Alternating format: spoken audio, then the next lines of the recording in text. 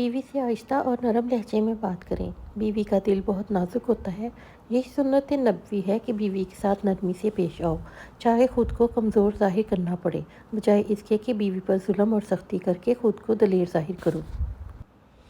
رسول اللہ صلی اللہ علیہ وآلہ وسلم نے ارشاد فرمایا، عورتوں کی سب سے بہترین مسجد ان کے گھر کا آخری اندرونی کمرہ ہے۔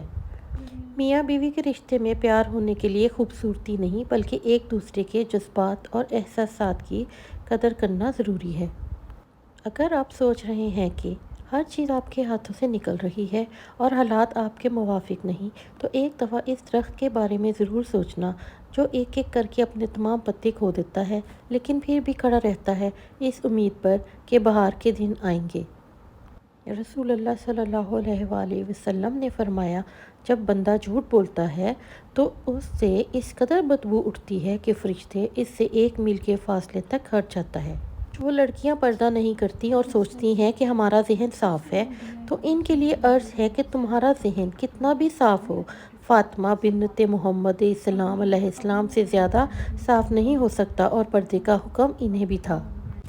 میں کیسی لگ رہی ہوں؟ آپ نے کبھی غور کیا کہ بیوی آئے دن شوہر سے سوال کرتی ہے کہ میں کیسی لگ رہی ہوں؟ ایسے سوالات کرنے کا اصل مقصد محض یہ اندازہ لگانا ہوتا ہے کہ کیا اب بھی آپ اس سے اتنا ہی پیار کرتے ہیں جتنا کہ وہ ابتدائی ایام میں کرتا تھا۔ اگر آپ بیوی کو اس موقع پر خوش و مطمئن کرنے میں کامیاب ہو جاتے ہیں اور اسے اپنی محبت کا یقین دلاتے ہیں، تو وہ آپ کے لیے ہر قسم کی قربانی دینے کے لیے پہلے سے زیادہ مستعد رہے گی۔ عورت کی بدصورتی یہ ہے کہ اس کی خوبصورتی کی تعریف کوئی نامحرم کرے۔ عورت کی میت کو نامحرم نہیں دیکھ سکتا تو زندہ عورت کس جواز کے تحت اپنی نمائش کرتی پھرتی ہے؟ بات کڑوی ضرور ہے مگر قابل غور ہے۔ میں جانتی ہوں کہ مرد کی نگاہ غلیظ بھی ہوتی ہے، لیکن یہ کچھ مجھ پر بھی منحصر ہے کہ میں اس کو نظر اٹھانے پر مجبور کروں یا جھکانے پر۔ باحیا عورت کا معاشرے میں وجود عزت ہی عزت ہے، والدین کے لیے باعث فخر، بھائیوں کے لیے باعث عزت، شوہر کے لیے دنیا کا قیمتی سرمایہ، اولاد کے لیے عمدہ نمونہ۔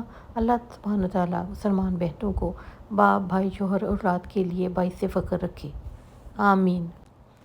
ایک عالم کا امتحان اس کے علم کی کثرت سے نہیں ہوتا بلکہ دیکھنا چاہیے کہ وہ فتنہ انگیز باتوں سے کیسے بچتا ہے۔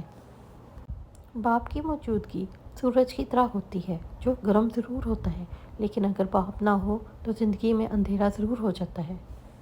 عورت جو آٹا گوندتے وقت بسم اللہ پڑھے تو اس کے رزق میں برکت ڈال دی جاتی ہے۔ کسی نے مجھ سے پوچھا، تمہارا اپنا کون ہے؟ ایک پل کی خاموشی کے بعد میرا جواب تھا، جو کسی اور کے لیے مجھے نظر انداز نہ کرے۔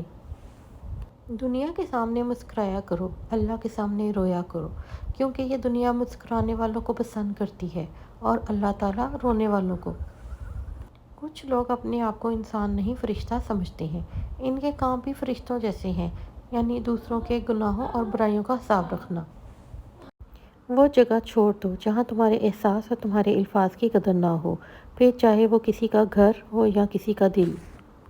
نوجوان بیٹی نے اپنے والد سے پوچھا، ابا جان، میں جسم کے کتنے حصے کا پردہ کروں اور کتنا؟ والد نے جواب دیا، بیٹی، جسم کے جتنے حصے پر جہنم کی آگ برداشت کر سکتے ہو اتنا حصہ کھلا چھوڑ دو۔